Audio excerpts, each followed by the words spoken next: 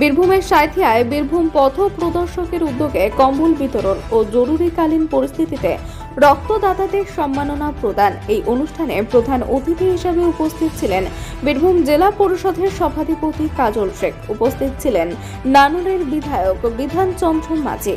এই অনুষ্ঠানে প্রায় 600 জন দুস্থ পরিবারকে কম্বল তুলে দেওয়া হয়। এই শীত বস্ত্র প্রদান অনুষ্ঠানে বীরভূম জেলা পরিষদের সভাধিপতি কাজল শেখ প্রকাশ্য সভায় সাঁইথিয়া পৌর পিতার বিরুদ্ধে নাম না করে হুঁশিয়ারি দেন। তিনি বলেন, পথ প্রদর্শকের কাজে বাধা দিতে গেলে তার ব্যবস্থা নেওয়া হবে। কারো কোনো দুরারোগ্য ব্যক্তি সবারই প্রতি কিন্তু উনি সাহায্যের হাত বাড়িয়ে দেন। এত বড় মহৎ হৃদয়ের মানুষ তিনি, এবং সেই জন্য উনি বলতে পারেন যে আমি রাজনীতির পেশা নয়, নেশা হিসেবে এসেছি সাধারণ মানুষের পাশে দাঁড়াবার জন্য।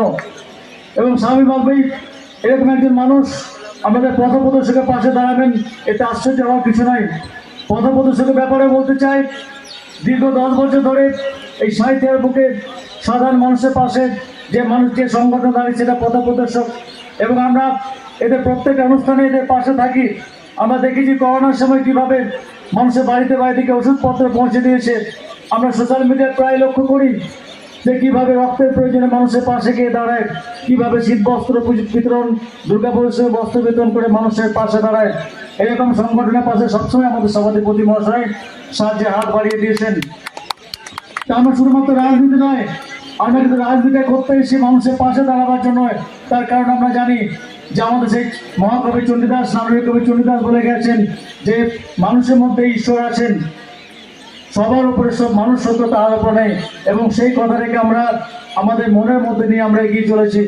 আপনাদের সবার আশীর্বাদ, সবার মানুষকে ব্লাড ডোনেশন ক্যাম্পের মাধ্যমে রক্ত দেওয়া নয়, মমতা বন্দ্যোপাধ্যায় যে প্রকল্পগুলো চালু করেছে সেগুলো সঠিকভাবে বাস্তবায়িত হচ্ছে কিনা সেগুলো তোমার লক্ষ্য রাখবে।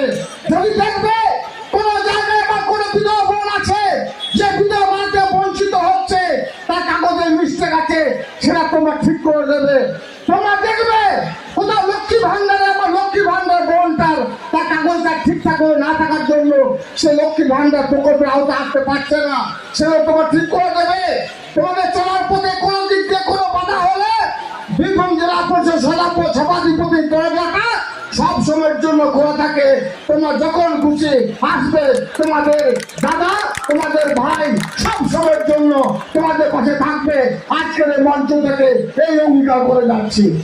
সঙ্গে সঙ্গে সাধারণ সহ এখানে যেসব কাউন্সিলর আছেন, উপপৌরপিতা আছেন, আরো বিভিন্ন গুণীজনরা আছেন, তাদের উদ্দেশ্যে বলে যায় প্রীতম সহ যেসব আমার ছোট ছোট ভাইয়েরা যারা এই পদপ্রদর্শক টিমকে এগিয়ে নিয়ে যাচ্ছে, তাদের সব দিক দিয়ে সহযোগিতা হাত বাড়িয়ে দেওয়ার চেষ্টা করবেন।